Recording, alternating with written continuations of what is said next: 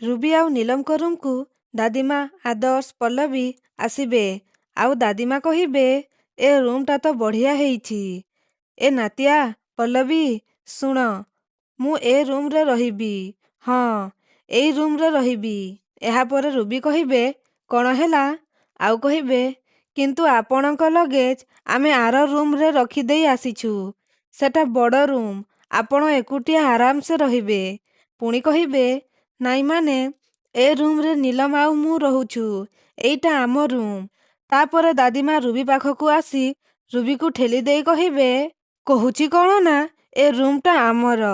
ଆରେ 2 ଦିନ ଆସି ଏ ରୁମରେ ରହିଗଲ ବୋଲି ଏ ରୁମଟା ତମମାନଙ୍କର ହେଇଗଲା। ହାଁ, ଆରେ ତମେ 2 ଜଣ ଏମିତି ଆଁ କିନା ଚାହିଁଛ କ'ଣ? ଆରେ ଯା, ଯୋଉ ରୁମରେ ମୋ ଲଗେଜ ରଖିଛୁ ସେଇ ରୁମରୁ ଲଗେଜ ନେଇକି ଏଇ ରୁମକୁ ଆସେ। ଯା ଜଲ୍ଦି।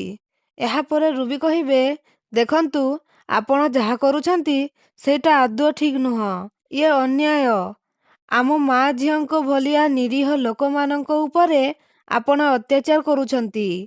ଆପଣଙ୍କ ଭଳି ଆମେ ବି ଏ ଘରର ଗେଷ୍ଟ। ଆପଣ ଯଦି ଆମ ଉପରେ ଏମିତି ଅତ୍ୟାଚାର କରିବେ ତାହେଲେ ମୁଁ ଏ କଥାଟା ମାୟା ଆଗରେ କହିଦେବି। ଏହାପରେ ଦାଦିମା କହିବେ, କ'ଣ କହିଲୁ? ହାଁ, ମାୟା ଆଗରେ କହିଦେବୁ ନା? ମାୟା ଦେଖାଉଛୁ ମୋତେ? ରହିଥା, କହି ବେଡରେ ବସିବେ ଆଉ କହିବେ, ମୁଁ ବସିଛି, ଯା, ତୁ କାହାକୁ କାହାକୁ କହିବାର ଅଛି ଯାଇକି କହ। ଆରେ ଯାଉନୁ। ଆଉ କହିବେ, ଶୁଣୁ, ଏ ଘର ହେଉଛି ମୋ ପୁତୁରା ଆନନ୍ଦର ଆଉ ମୋ ନାତିଆ ଆଦର୍ଶର, ବୁଝିଲୁ? ମୁଁ ଦେଖିବି କିଏ କ'ଣ ମୋର ଉଖାଡ଼ୁଛି। ନା କ'ଣ କହୁଛୁ ନାତିଆ? ଏହାପରେ ଆଦର୍ଶ କହିବେ, ହଁ ଦାଦିମା, ଏଇଟା ଆପଣଙ୍କ ଘର। ଆପଣ ଯୋଉଠି ଚାହିଁବେ ସେଇଠି ଆରାମସେ ରହିପାରିବେ। ରୁବି ମାଉସୀ, ନୀଲମ ଦିଦି, ତମେ 2 ଜଣ କିଛି ଦିନ ପାଇଁ ଦାଦି ମାଙ୍କ ରୁମକୁ ସିଫ୍ଟ ହେଇଯାଅ। ତାପରେ ଦାଦିମା କହିବେ, ଯା ଯା, ଜଲ୍ଦି ଯା, ସେଇ ରୁମରୁ ମୋ ଲଗେଜ ଏଇ ରୁମକୁ ନେଇକି ଆସେ। ଖାଦ୍ୟ ଚରଣୀ କୋଉଠିକାର? ଏହାପରେ ରୁବି କହିବେ, ଇଏ ତ ନିରୀହ ଗୁଣ୍ଡାଗିରି। ଆମ ରୁମରୁ ଆମକୁ ବାହାର କରାଯାଉଛି। ଏହାପରେ ଦାଦିମା କହିବେ, ଆଚ୍ଛା, ତମ ରୁମ ଇଏ, ତମେ ଏଇ ରୁମରୁ ଯିବନି, ଏଇଆ ତ?